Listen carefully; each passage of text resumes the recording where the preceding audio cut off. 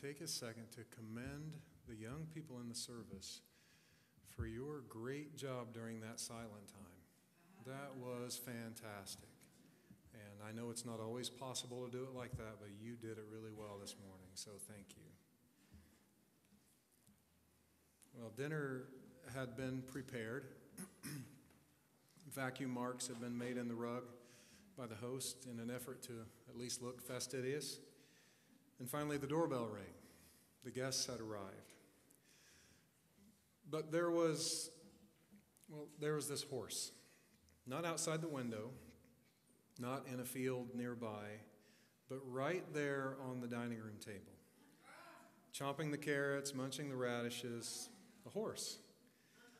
Now, the host knew the horse was there, of course, but it was a little embarrassing to have a horse on the dining room table when guests were around. So in their shame and embarrassment, the host said nothing about the horse.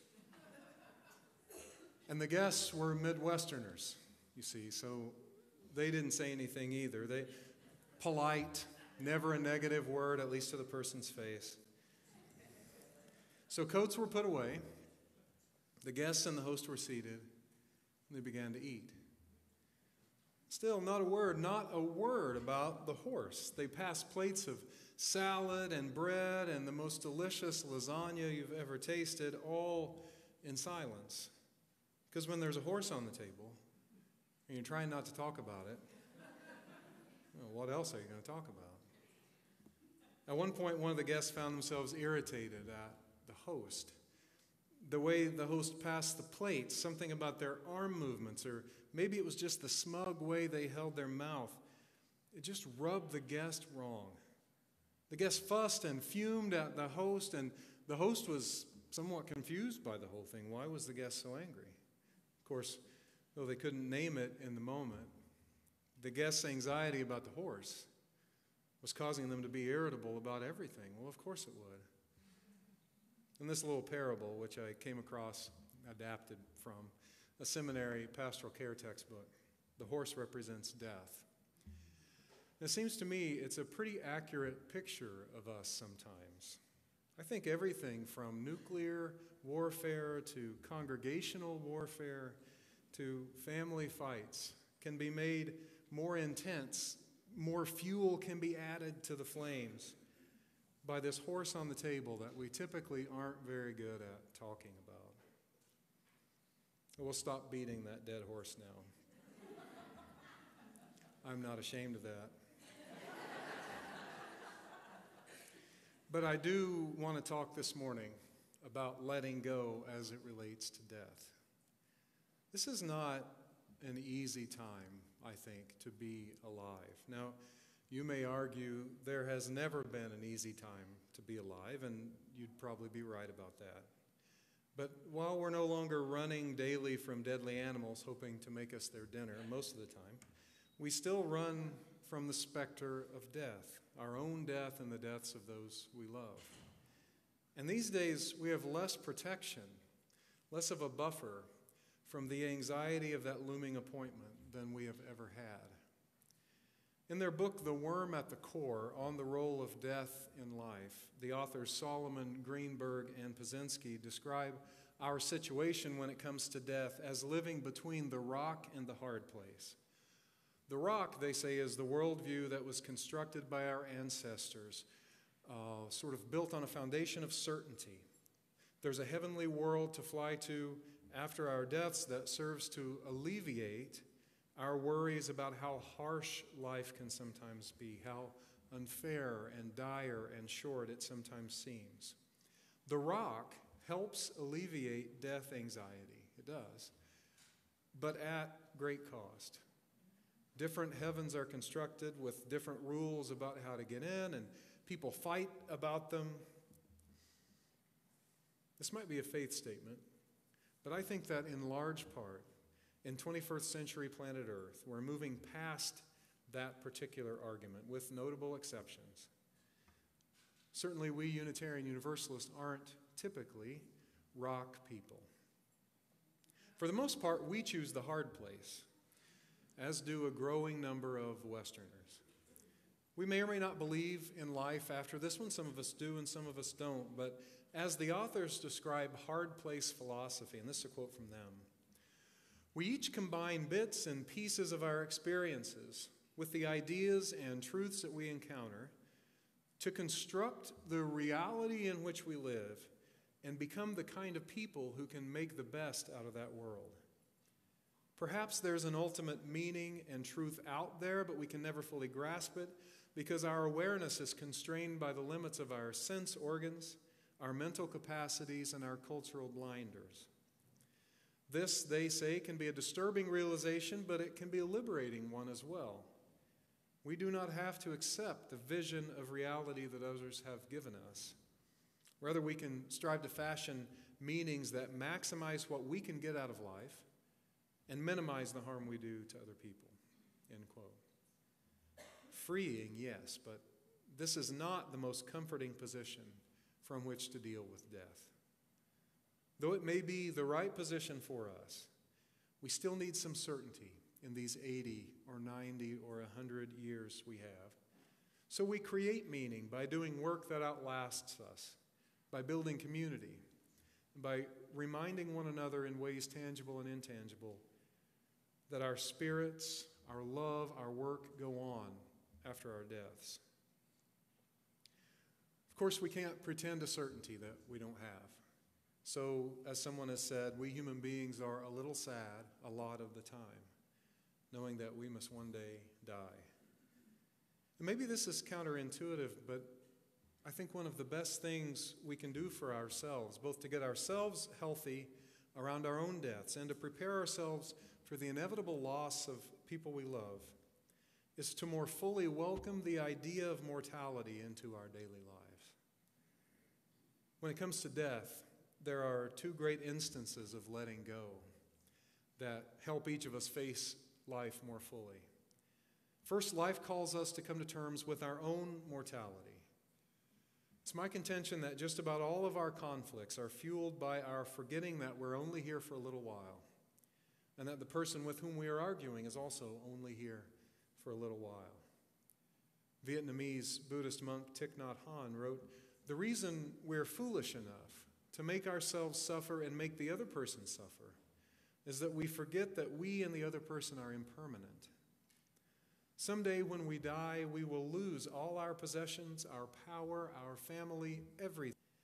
Our freedom, peace, and joy in the present moment," he wrote, "is the most important thing we have. But without an awakened understanding of impermanence, it is not possible to be happy," end quote.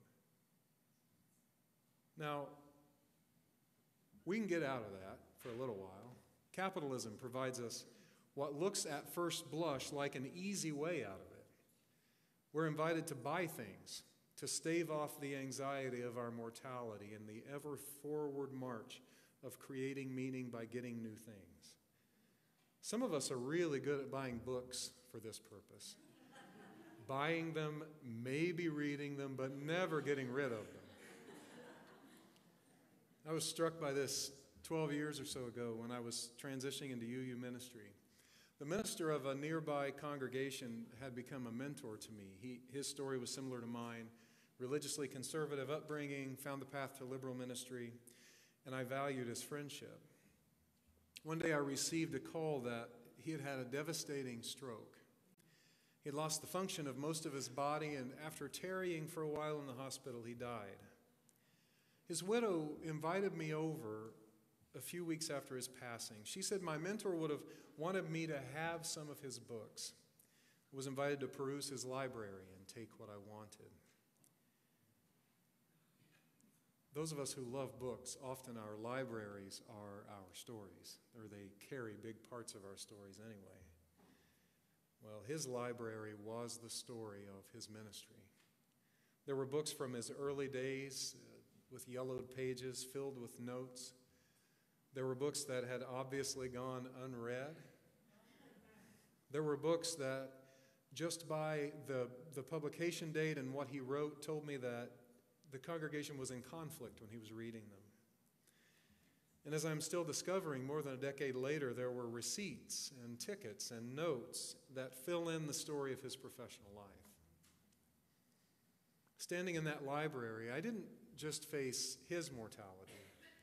I faced my own. I was reminded in that moment that one day I too will die, whether suddenly or after a long illness, too young or having lived a full life. And likely someone will choose from among the books in my library. At least I hope they will. Most of the time I'm okay with that, because as I see it, that's one of the ways I'll live on after I die.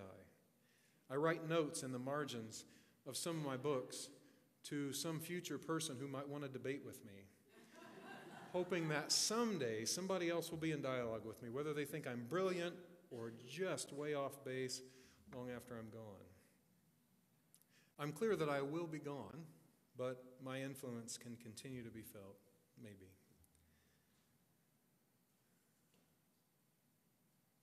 For me, though, clarity about my mortality and that sort of sense of okayness with it is fleeting. It doesn't come to stay. It's easy to forget. It gets clouded in the rush of meetings and family events, the busyness of life. This general anxiety rises that I can't always even pinpoint. I'd say most of us have to really concentrate to truly remember that we're mortal. Meditation or on Taoist or Buddhist or Stoic texts helps me, at least. You could get on the email list of the Daily Stoic if you're one of us poor souls who has to do email every day. Even the Dalai Lama has an email list, by the way. You can find, the trick, I think, is to find some way for your mortality to intrude on your daily routine. It makes the hard stuff of life seem a little less important, and it keeps us from getting too high on ourselves when the press is good around us. So letting go of our own immortality and living life more fully in the knowledge of our impermanence, that's one letting go. The second is that time when inevitably we'll have to let go of someone we love. It makes a difference how we arrive at those times of grief. If we've done the work to become intimately familiar with our own impermanence, we will be better able to engage the grief process, not avoid it. There is no avoiding. Better able to engage the grief process genuinely, in a productive way, rather than avoiding its reminder of our own deaths.